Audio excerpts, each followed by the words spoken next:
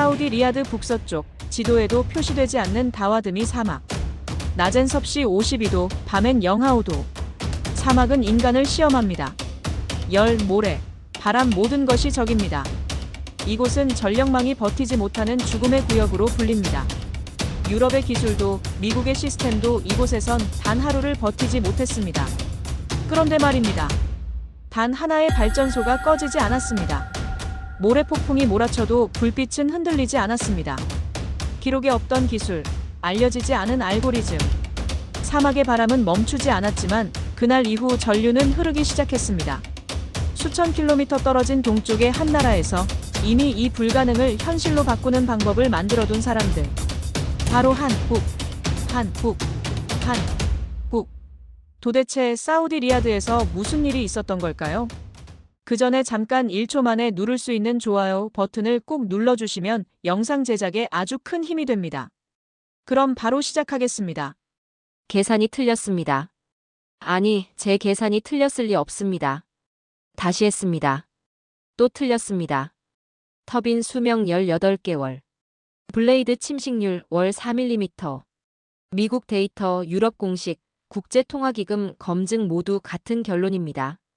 절대 불가능. 그런데 왜 한국 터빈은 그 불가능 속에서 전력을 만들고 있습니까? 이게 말이 됩니까? 저는 데이비드 톰슨입니다. 런던 정경대에서 25년간 에너지 정책을 연구했죠. 사막과 싸우는 전력망을 설계하는 게 제 전부였습니다. 그런데 지금 제 앞에 한국 문서엔 25년 보증이라 써 있습니까? 7배 차이입니다. 이게 오타입니까? 아니면 제가 바보였습니까? 저는 영국 출신입니다.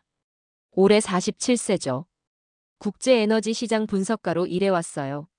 국제통화기금에서 에너지자문위원으로 8년을 보냈습니다. 그 전에는 유럽재생에너지연합에서 선임 애널리스트로 10년을 일했죠. 세계은행 에너지 컨설팅도 했습니다. 중동과 북아프리카 에너지 전환 프로젝트만 15건에 참여했어요. 사막이 뭔지 압니다. 모래가 금속을 어떻게 베어내는지, 50도 열기가 전자회로를 어떻게 망가뜨리는지, 풍속 변동이 터빈을 어떻게 비틀어버리는지 전부 봤죠. 저는 늘 수치로 세상을 봤습니다. 감탄은 분석의 적이라고 믿었어요. 30년간 축적된 데이터가 말하죠. 사막에서 재생에너지는 허상에 가깝다고요. 그게 제 신념이었습니다. 2023년 여름 리야드에서 그 문서를 받기 전까지는 말이죠. 그날 아침 전력망 그래프가 붉게 번져 있었습니다. 사우디 전력조달청에서 발령한 공급 불안 경보였죠. 저는 그 문서를 손에 쥐고 서 있었어요. 피크 부하 예측치 급등으로 공급 불안 경보 발령. 4,500메가와트 부족. 기존 시스템 한계 도달. 4,500메가와트입니다. 작은 도시 하나를 돌릴 만한 전력이 증발해버린 거죠. 리야드 외곽 고원지대의 전력 수요는 매년 급증했지만 공급은 제로였습니다. 유럽 컨소시엄들이 제안서를 냈습니다. 전부 반려됐죠. 미국의 빅플레이어들도 마찬가지였어요. 이유는 단 한 줄로 요약됐습니다. 모래폭풍 리스크 대응 불가. 저는 그날 조달청 비공개 브리핑 회의실에 앉아 있었죠. 담당관이 차분하게 말했습니다. 우리는 균등화 발전 원가와 안정도를 동시에 충족할 시스템을 원합니다. 주파수 유지, 전압 안정, 장기 신뢰성 이 세 가지를 모두 만족시켜야 해요. 유럽 측 프로젝트 매니저가 웃으며 말했습니다. 우리가 표준입니다. 저는 고개를 끄덕였죠. 틀린 말이 아니었으니까요. 사막 재생에너지 프로젝트의 역사는 서구가 썼습니다. 기술도 경험도 데이터베이스도 전부 서구의 것이었어요. 한국은 경쟁 구도에 이름만 올린 들러리 정도라고 생각했죠. 그게 상식이었으니까요. 브리핑이 끝난 오후, 저는 현장 점검에 나섰습니다. 리야드 외곽 고원지대였죠. 체감온도는 50도에 육박했어요. 모래바람이 제 얼굴을 때렸습니다. 저는 3개월 전에 설치된 유럽제 시범 터빈 앞에 섰죠. 블레이드를 봤습니다. 침식돼 있었어요. 깊이 12mm. 손으로 만져보니 표면이 거칠었죠. 모래가 금속을 갈아낸 흔적이었습니다. 인버터실에 들어가 기록을 확인했어요. 트림 로그가 수십 건 쌓여 있었죠. 과열, 과전압, 주파수 이탈. 시스템이 비명을 지르고 있었습니다. 저는 노트에 적었습니다. 이 조건을 버티는 시스템은 존재하지 않는다. 그게 결론이었죠. 사막은 전력망을 집어삼킵니다. 데이터가 비명을 질렀어요. 회의실로 돌아왔을 때 분위기가 이상했습니다. 유럽 측 매니저가 목소리를 높이고 있었죠. 표준은 살아남는 자가 만드는 겁니까? 말도 안 되는 소리. 하지 마십시오. 누군가와 말다툼을 한 모양이었어요. 저는 자리에 앉아 테이블 위에 폴더들을 봤습니다.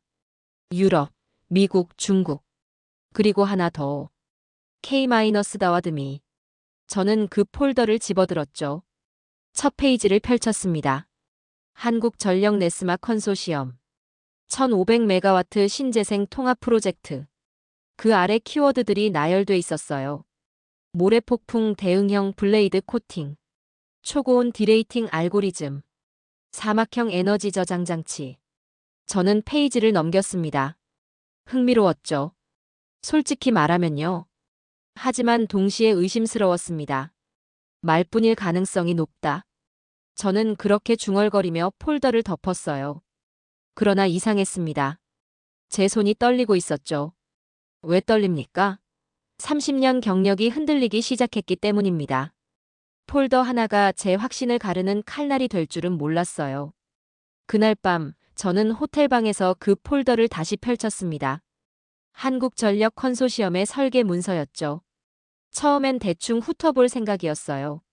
하지만 첫 페이지를 넘기자마자 멈췄습니다. 이건 뭡니까? 블레이드 코팅 설계서였습니다. 그런데 일반적인 카탈로그 스펙이 아니었어요. 사막 입자 크기 분석부터 시작하더군요.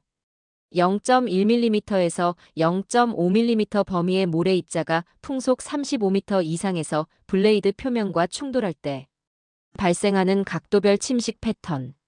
그 데이터를 기반으로 다층 코팅 레이어를 설계했죠. 3층 구조였습니다. 외층은 충격 흡수, 중층은 마모 저항, 내층은 금속 보호였어요. 저는 페이지 여백에 메모를 했습니다. 유럽 방식과 다르다. 유럽 설계는 표준 환경을 가정하죠.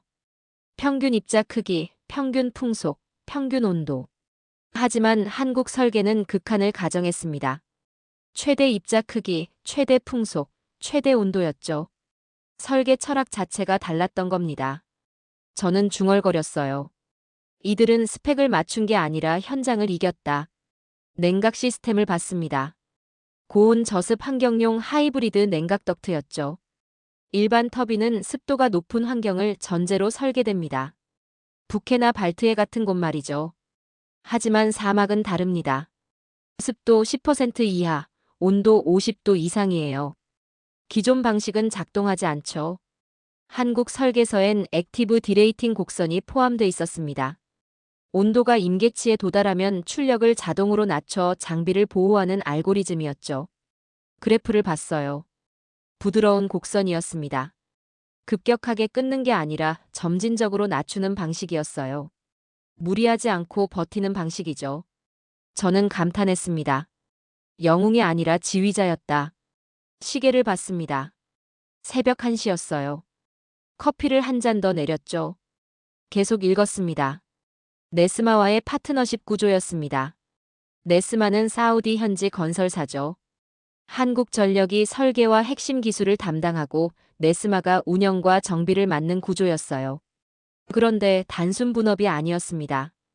24시간 정비셀 운영 체계가 명문화돼 있었죠. 3교대 로테이션, 부품 창고 현지화 전략, 모래 필터 교체 주기까지 세밀하게 계산돼 있었습니다. 저는 과거 프로젝트를 떠올렸습니다. 유럽 컨소시엄들은 어땠습니까? 설계만 던져주고 운영은 현지 업체에 맡겼죠. 문제가 생기면 책임을 떠넘겼습니다. 그게 표준이었어요. 하지만 한국은 달랐죠. 설계와 운영을 하나의 생태계로 설계했습니다. 저는 메모했어요. 파트너십이 아니라 현장 생태계 설계다. 한국 기술과 사우디 운영이 맞물리면서 리스크는 분산되고 속도는 빨라지는 구조였죠. 그리드 안정도 부분에서 저는 완전히 멈췄습니다. 에너지 저장 장치와 플라이휠의 하이브리드 주파수 응답 시스템이었어요. 재생에너지의 최대 약점이 뭡니까? 변동성입니다. 바람이 강해지면 출력이 급증하고 약해지면 급감하죠. 그 변동을 누가 잡습니까? 문서를 자세히 읽었습니다. 에너지 저장 장치가 1차로 대응하죠. 응답 시간 0.3초 이내예요. 큰 변동을 먼저 잡는 겁니다. 그 다음 플라이휠이 2차로 보정합니다. 응답 시간 0.1초 이내였죠. 미세한 떨림까지 잡아내는 거예요. 저는 그래프를 봤습니다. 계단식 응답 구조였죠. 거친 파도를 방파제가 먼저 막고 잔물결을 필터가 걸러내는 방식이었습니다. 마이크로그리드 수준의 섬 제어 시뮬레이션까지 포함돼 있었어요. 폭풍으로 주전력망이 끊겨도 자체적으로 재가동하는 블랙스타트 절차까지 명문화돼 있었죠. 13단계 프로토콜이었습니다. 각 단계마다 체크포인트가 있었어요. 저는 중얼거렸습니다. 이건 전력공학이 아니라 전장교범이다. 새벽 2시가 넘었습니다. 저는 자리에서 일어나 창밖을 봤죠. 리야드의 불빛이 보였습니다. 30년입니다. 제가 이 일을 한 시간이죠. 유럽이 표준이라고 믿었어요. 미국이 최고라고 생각했습니다. 하지만 지금 제 손에 든 이 문서는 뭡니까? 한국이었습니다. 다시 앉았습니다. 비용 분석 부분을 펼쳤죠. 균등화 발전원가 계산이었습니다. 그런데 놀라웠어요. 보수적 손상률과 열화율이 포함돼 있었죠. 대부분의 제안서는 최적 조건을 가정합니다. 완벽한 환경에서 완벽하게 작동을 전제로 하죠. 하지만 이 문서는 최악을 전제했습니다. 블레이드 침식률을 연 5mm로 잡았어요. 보수적인 수치였죠. 유지보수 비용도 일반 프로젝트보다 30% 높게 책정했습니다. 보험과 보증 구조도 최악의 시나리오를 기반으로 설계돼 있었죠. 3년 연속 모래폭풍이 와도 견딜 수 있는 재무 구조였습니다. 허세가 없었어요. 저는 그제야 깨달았습니다. 말뿐이 아니었다. 노트북을 열었습니다. 유럽 제안서를 불러왔죠. 비교했습니다. 균등화 발전원가가 비슷했어요.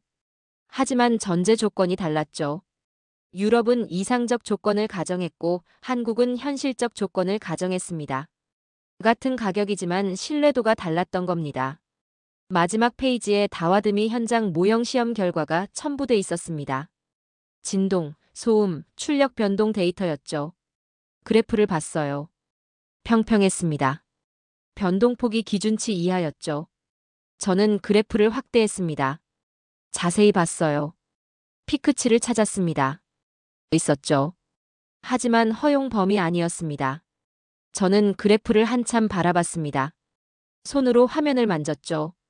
그래프가 고요해지는 순간 저는 속으로 중얼거렸습니다.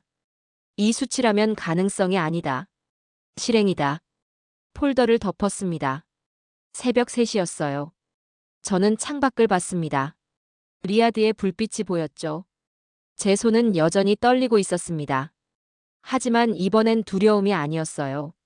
희망이었습니다. 희망은 수사에서 오지 않습니다. 데이터에서 솟아오르죠. 저는 그날 밤 잠들지 못했습니다. 30년 경력이 흔들리고 있었어요. 아니, 재정립되고 있었습니다. 일주일 후, 저는 다시 현장에 있었습니다.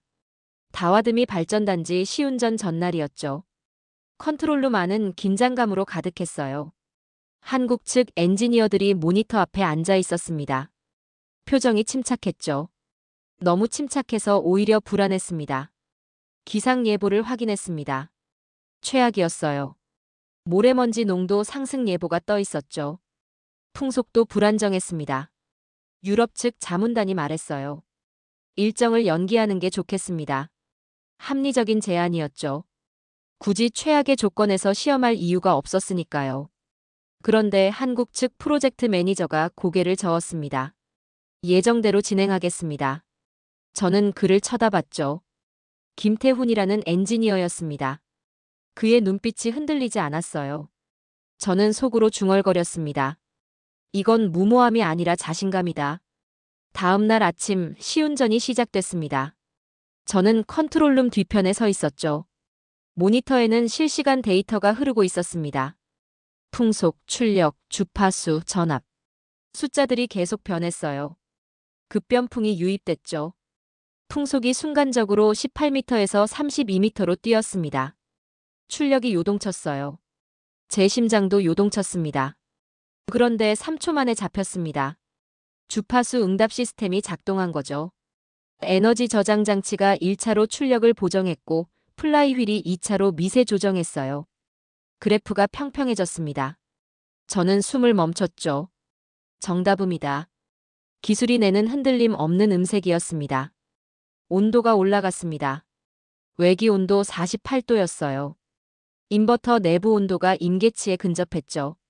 일반 시스템이라면 트립됐을 겁니다. 하지만 디레이팅 시스템이 작동했어요.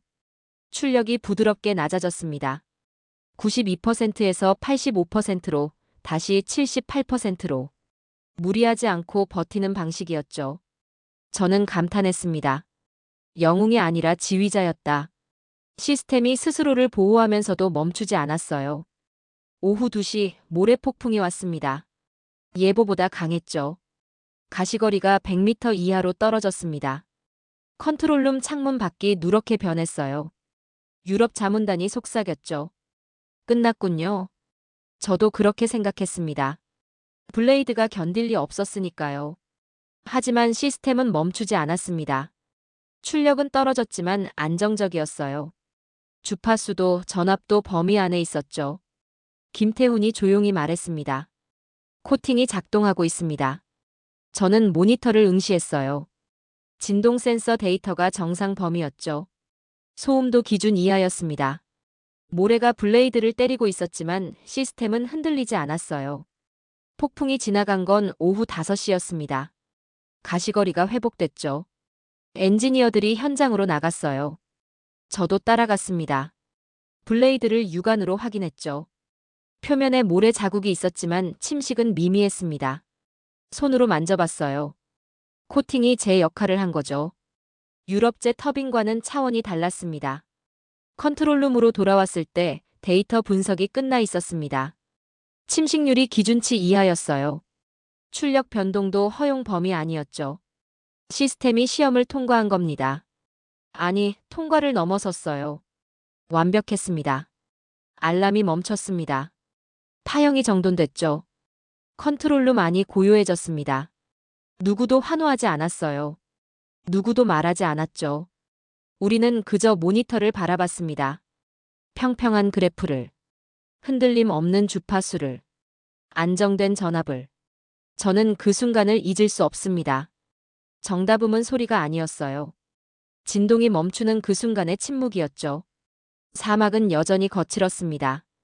바람은 여전히 불었어요. 하지만 오늘 한국은 그 사막에 질서를 부여했습니다. 저는 노트를 꺼냈습니다. 펜을 들었죠. 떨리는 손으로 적었어요. 표준은 종이가 아니다. 오늘 이 화면 위 파형이 새로운 표준이 되었다. 저는 더 이상 분석가가 아니었습니다. 그 순간 저는 역사의 증언자였어요. 일주일이 지났습니다. 그 일주일은 평화로웠어요. 너무 평화로웠죠. 그래서 불안했습니다. 폭풍 전의 고요함이었어요. 유럽 컨소시엄에서 보고서가 나왔습니다. 제목이 이랬죠. 다와드미 프로젝트 기술 검증 재검토 필요성. 저는 그 보고서를 받아들고 첫 페이지를 펼쳤어요. 읽는 순간 얼굴이 굳었습니다. 한국 시스템은 단기 안정성만 입증했을 뿐 장기 신뢰성은 미검증 상태다. 일주일의 시운전 데이터로 25년 보증을 주장하는 것은 성급하다. 합리적으로 들렸죠. 틀린 말도 아니었습니다. 하지만 다음 문장에서 저는 멈췄어요.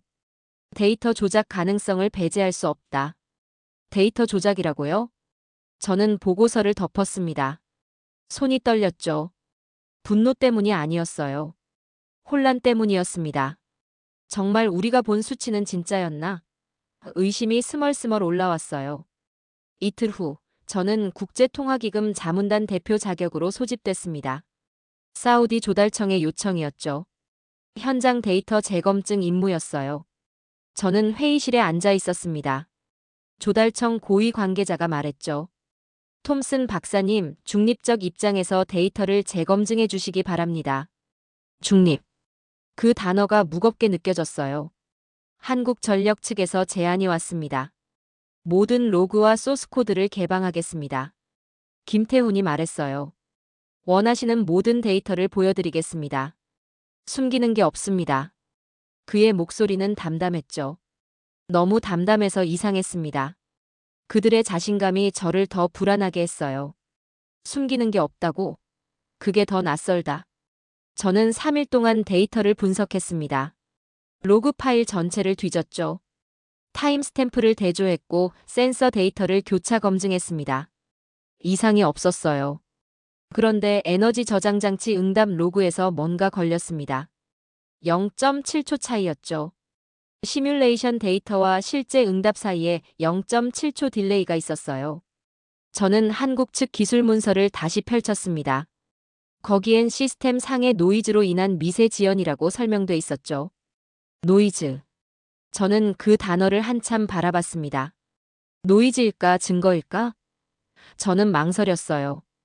김태훈을 불렀습니다. 그는 컨트롤룸으로 왔죠. 저는 그에게 물었습니다. 이 0.7초 차이를 설명해 주시겠습니까? 그는 모니터를 봤어요. 데이터를 확인했죠. 그리고 조용히 말했습니다. 박사님, 우리는 이 수치를 조작하지 않았습니다. 대신 불완전함을 인정할 뿐입니다. 제 심장이 멈췄습니다. 불완전함을 인정한다고요? 네. 0.7초는 실제 지연입니다. 시스템이 완벽하지 않다는 증거죠. 하지만 그 불완전함 안에서도 안정도를 유지했어요. 그게 우리 기술입니다. 저는 할 말을 잃었습니다. 불완전함을 인정한다는 건 진짜로 믿는다는 뜻이었죠. 완벽함을 흉내내지 않는다는 뜻이었습니다. 진실은 완벽하지 않아요. 하지만 조작은 완벽함을 위장합니다. 저는 그제야 깨달았죠. 그들은 거짓이 아니라 진실의 불완전함으로 승부했다. 하지만 세상은 달랐습니다. 유럽 측에서 로비가 시작됐죠. 언론에 유출됐습니다. 헤드라인이 떴어요. 한국 시스템 데이터 조작 의혹 불거져. 사우디 현지 신문이었죠. 여론전이 본격화됐습니다. 사우디 조달청에서 공식 발표가 나왔습니다. 다와드미 프로젝트 추가 검증 완료 시까지 일시 보류. 저는 그 발표문을 읽으며 주먹을 쥐었어요. 분노가 치밀었죠. 정치는 데이터를 이깁니다. 세상은 아직 공정하지 않았어요. 컨트롤룸 모니터를 봤습니다. 터빈은 여전히 돌아가고 있었죠. 주파수는 안정적이었고 출력은 정상이었습니다. 화면 속 터빈은 멈추지 않았지만 프로젝트는 멈춰 있었어요.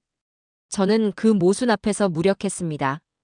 김태훈이 창밖을 바라보고 있었습니다. 그의 뒷모습이 쓸쓸했죠. 저는 그에게 다가가 말했어요. 당신들은 옳습니다. 그는 고개를 돌렸습니다. 하지만 세상은 아직 준비가 안 됐습니다. 그가 쓸쓸하게 웃었죠. 압니다. 그래도 우리는 계속할 겁니다. 저는 고개를 끄덕였습니다. 모래바람보다 더 무서운 건 서류 속의 바람이었어요. 숫자는 진실이었는데 진실이 의심받고 있었습니다. 보류 명령이 떨어진 다음 날 놀라운 일이 벌어졌습니다. 한국팀이 철수하지 않았어요. 김태훈이 조달청에 공문을 보냈죠. 현장 유지 및 시스템 모니터링을 자원합니다. 저는 그 공문을 보고 어이가 없었습니다. 프로젝트가 보류됐는데 왜 남습니까? 그가 답했죠. 시스템은 멈추지 않았습니다. 우리도 멈출 수 없어요. 밤낮 없이 데이터를 모니터링했습니다. 컨트롤룸에는 항상 2~3명의 엔지니어가 있었어요. 교대로 근무했죠. 모니터를 응시하고 로그를 기록하고 이상 징후를 체크했습니다. 시스템은 스스로 안정화를 유지하고 있었죠. 저는 조용히 그들을 감시했습니다. 이들은 명령이 아니라 사명을 따르고 있다. 그게 제 결론이었어요. 일주일이 지났습니다. 기상청 예보가 떴죠. 대형 모래폭풍 경보였습니다. 풍속 45m 예상. 모래 농도 기록 갱신 예상이었어요. 저는 예보를 보고 얼굴이 굳었죠. 최악이군요. 조달청에서 현장 대피령이 내려졌습니다. 모든 인원 즉시 철수. 장비 보호 조치 후 대피. 합리적인 명령이었어요. 그런데 한국팀이 거부했습니다. 김태훈이 말했죠. 제어실에 잔류하겠습니다. 조달청 담당자가 소리쳤습니다. 위험합니다. 명령입니다. 김태훈은 고개를 저었어요. 이건 위험이 아니라 기회입니다. 우리 시스템이 진짜인지 증명할 기회죠. 저는 그 말을 듣고 소름이 돋았습니다. 그건 명령이 아니라 선언이었죠. 당신 미쳤습니까? 제가 물었어요. 김태훈이 저를 봤습니다. 박사님, 데이터는 실험실이 아니라 현장에서 나옵니다. 우리는 현장을 믿어요. 폭풍이 왔습니다. 오후 2시였죠. 하늘이 누렇게 변했어요. 가시거리가 50m 이하로 떨어졌습니다. 바람 소리가 건물을 때렸죠. 컨트롤룸 창문이 덜컥거렸습니다. 저는 김태훈 옆에 서 있었어요. 모니터를 함께 보고 있었죠. 풍속이 치솟았습니다. 38m, 42m, 45m. 터빈 출력이 요동쳤어요. 경고음이 울렸죠. 인버터 온도 상승. 주파수 이탈 경보였습니다. 저는 숨을 멈췄어요. 끝났군요. 그런데 시스템이 반응했습니다. 디레이팅이 작동했죠. 출력이 부드럽게 낮아졌습니다. 85%, 72%, 58%. 에너지 저장 장치가 개입했어요. 주파수를 잡았죠. 경고음이 멈췄습니다. 김태훈이 조용히 말했어요. 버티고 있습니다. 오후 3시 47분, 인버터 3호기가 트립됐습니다. 과부하였죠. 제 심장이 멈췄어요. 역시 안 되는군요. 그런데 13초 후 시스템이 재가동됐습니다. 에너지 저장 장치가 자동으로 부팅됐고 터빈이 동기화 복귀했죠. 13초였습니다. 이론상 불가능한 시간이었어요. 저는 타이머를 응시했습니다. 13초라고요? 김태훈이 고개를 끄덕였죠. 블랙스타트 프로토콜입니다. 시스템이 스스로 일어섰어요. 저는 노트에 적었습니다. 13초. 기적의 시간. 폭풍은 6시간 동안 계속됐습니다. 그 6시간 동안 시스템은 멈추지 않았어요. 출력은 떨어졌지만 안정적이었죠. 주파수는 범위 안에 있었습니다. 모래가 하늘을 삼켰지만 터빈은 돌아갔어요. 밤 8시 폭풍이 지나갔습니다. 저는 창밖을 봤죠. 별이 보였습니다. 김태훈이 자리에서 일어났어요. 확인하러 가겠습니다. 저도 따라갔죠. 터빈 단지에 도착했을 때 놀라운 광경을 봤습니다. 터빈이 돌아가고 있었어요. 천천히 하지만 확실하게 돌고 있었죠. 불빛이 켜져 있었습니다. 제어등이 깜빡이고 있었어요. 저는 그 불빛을 한참 바라봤습니다. 살아있군요. 다음 날 아침 위성 사진이 공개됐습니다. 국제 언론에서 먼저 보도했죠. 사우디 모래폭풍 속 유일하게 가동된 발전단지 포착. 위성에서 본 다와드미 발전단지였습니다. 유일한 빛의 점이었어요. 다른 시설들은 전부 셧다운됐지만 한국 시스템만 살아남았죠. 헤드라인이 바뀌었습니다. 한국 시스템, 극한 조건서 생존 입증. 데이터 조작 의혹, 현장이 답하다. 저는 그 기사들을 읽으며 고개를 끄덕였어요. 진실은 조용히 스스로를 증명한다는 걸 깨달았습니다. 저는 서류를 덮었습니다. 데이터가 아니라 사람을 본 거죠. 김태훈과 그의 팀을. 폭풍 속에서도 자리를 지킨 사람들을. 명령이 아니라 신념으로 움직인 사람들을요. 이들은 기술자가 아니다. 문명의 개척자다. 그게 제 결론이었습니다. 거짓은 사라지고 빛만이 남았어요. 위성 사진이 세상을 돌았지만 전쟁은 끝나지 않았습니다. 오히려 더 치열해졌죠. 유럽 컨소시엄이 다시 움직였어요. 이번엔 정치였습니다. 사우디 내 산업 보호 조항을 고려해야 한다는 명분을 들고 나왔죠. 조달청 고위 관계자가 공식 발표했습니다. 한국 기술은 아직 장기 검증 중이다. 저는 그날 회의석상에 앉아 있었습니다. 침묵했죠. 말할 수 없었어요. 아니, 말하고 싶지 않았습니다. 이건 기술 검증이 아니라 전쟁이다. 그게 제 생각이었어요. 내부 회의가 소집됐습니다. 국제통화기금 자문단, 유럽 컨소시엄, 사우디 조달청이 모였어요. 한국 측이 제안했죠. 모든 데이터를 완전 공개하겠습니다. 제3자 검증단을 받아들이겠습니다. 그러나 일부 서구 자문단이 거부했어요. 정치적 중립성을 지켜야 한다는 이유였습니다. 저는 노트에 적었습니다. 중립은 때로 비겁함의 다른 이름이다. 정치는 데이터를 이기죠. 아무리 수치가 명확해도 의지가 없으면 소용없어요. 김태훈이 자리에서 일어났습니다. 우리가 물러서면 진실은 사라집니다. 그의 목소리가 떨렸어요. 처음으로 감정이 드러났죠. 72시간 연속 운전 실험을 자진 시행하겠습니다. 회의실이 술렁거렸습니다. 조달청 담당자가 말했습니다. 말리고 싶습니다. 실패하면 모든 걸 잃어요. 김태훈이 답했죠. 결과로 말하겠습니다. 그건 답변이 아니라 선언이었어요. 72시간 테스트가 시작됐습니다. 주야간 온도차 50도였죠. 낮엔 48도, 밤엔 영하 2도까지 떨어졌습니다. 부하 변화도 극단적으로 설정됐어요.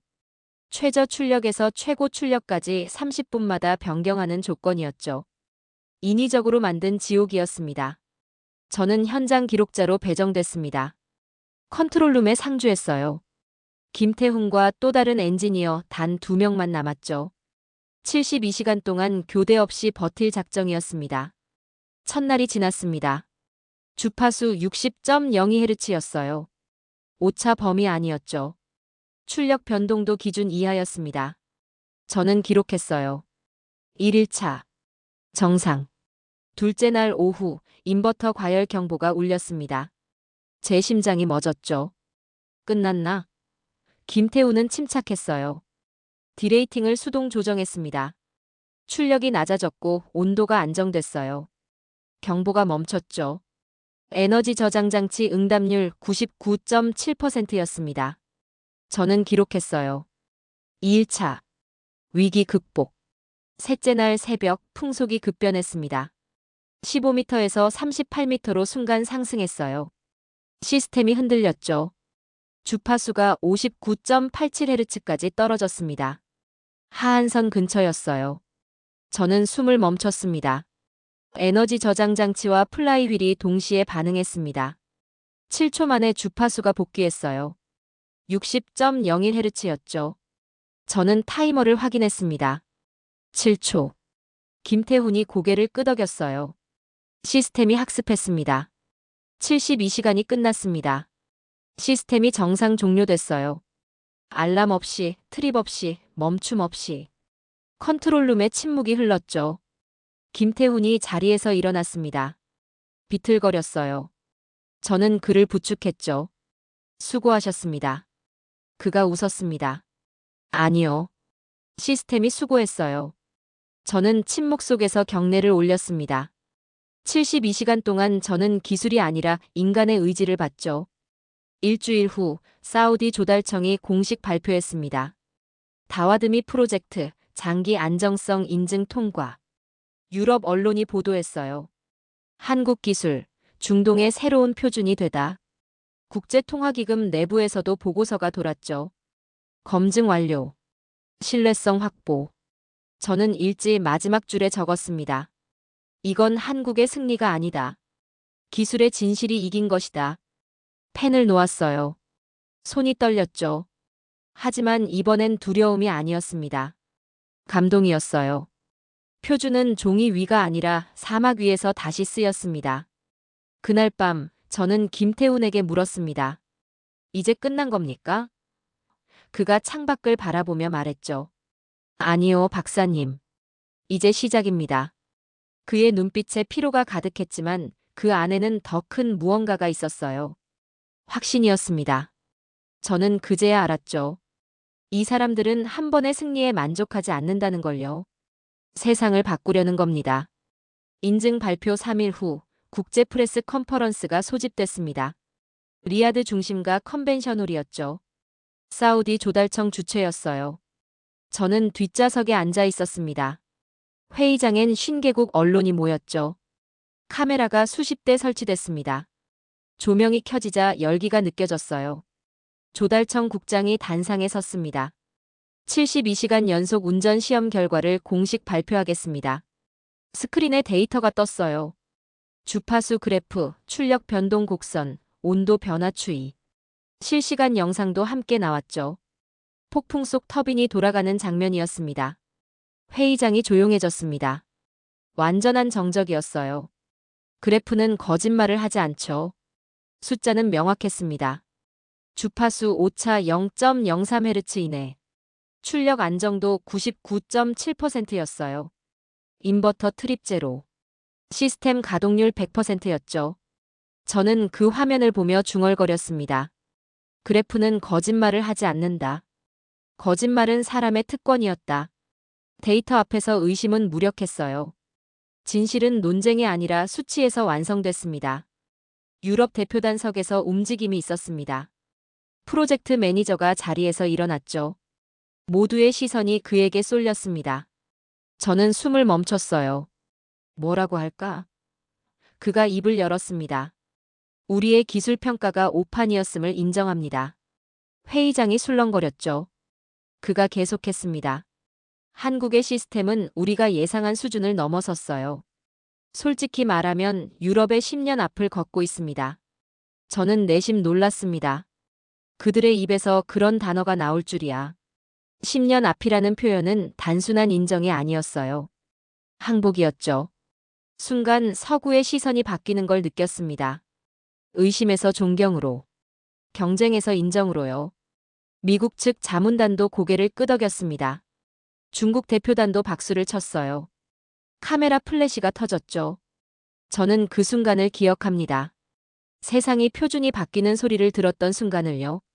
사우디 에너지부 장관이 단상에 올랐습니다. 다와드미를 시작으로 4개 신규 프로젝트 모두 한국형 기술 표준을 채택합니다. 회의장이 웅성거렸어요. 장관이 계속했죠. 총 투자액 3조 4천억 원. 한국 기술을 우리 에너지 전환 전략의 심장부로 지정합니다. 3조 4천억 원. 저는 그 숫자를 곱씹었습니다. 단순한 계약이 아니었어요. 신뢰의 증표였죠. 사우디가 국가 미래를 한국 기술에 건 겁니다. 저는 속으로 말했어요. 한국이 중동의 심장에 깃발을 꽂았다. 김태훈이 질문을 받았습니다. 기자가 물었죠. 이번 성공의 비결이 뭐라고 생각하십니까? 김태훈은 잠시 침묵했어요. 그리고 조용히 말했습니다. 이건 시작일 뿐입니다. 그는 카메라 앞에서 웃지 않았습니다. 환호하지도 않았어요. 무표정했죠. 저는 그 무표정 속에서 단어 하나를 봤습니다. 책임. 기술은 승리했지만 그들은 자만하지 않았어요. 승리는 조용했습니다.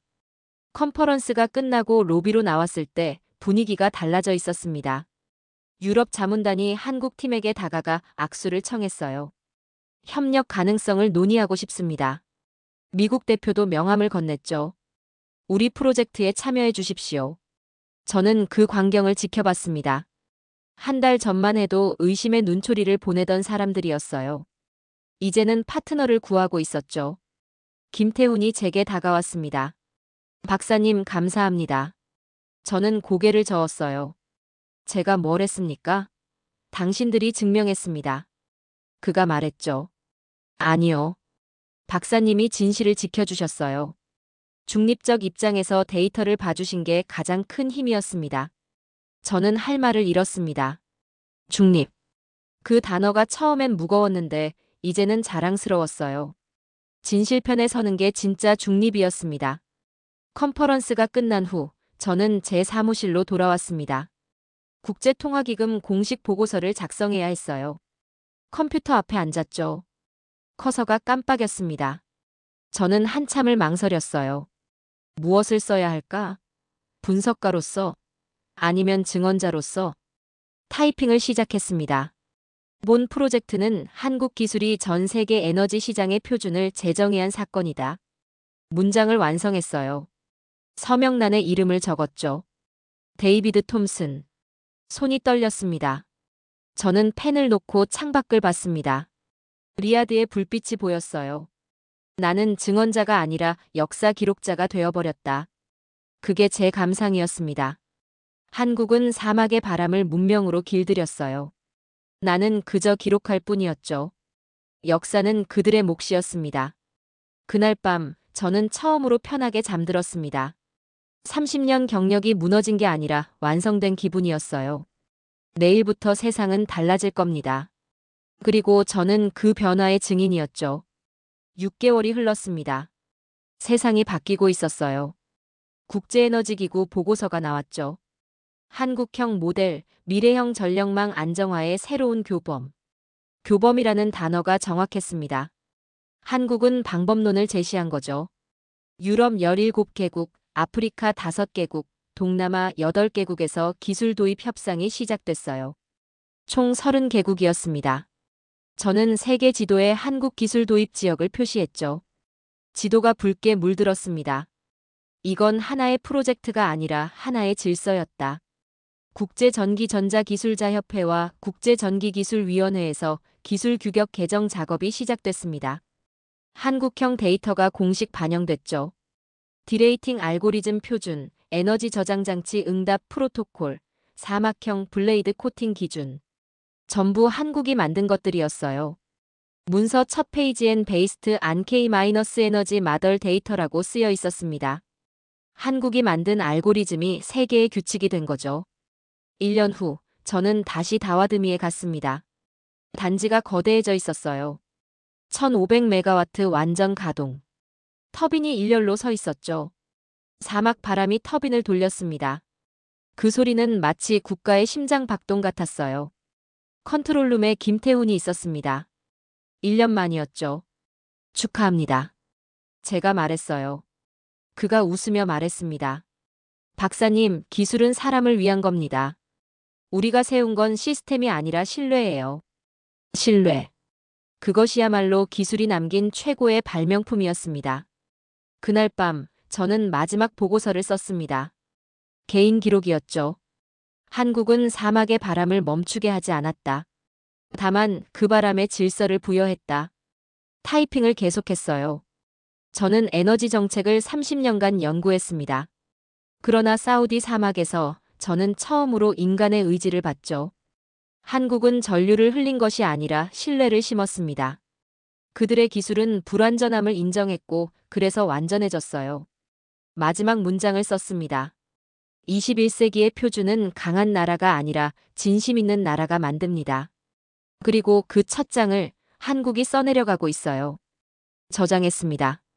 파일 이름은 사막에 부는 한국의 바람. 창밖을 봤습니다. 사막의 저녁빛이 창문을 스쳤어요. 터빈들이 석양 속의 실루엣으로 서 있었죠. 거대한 깃발처럼 보였습니다. 저는 웃었습니다. 오랜만에 진심으로 웃었어요. 이제 역사는 한국을 기억할 것이다.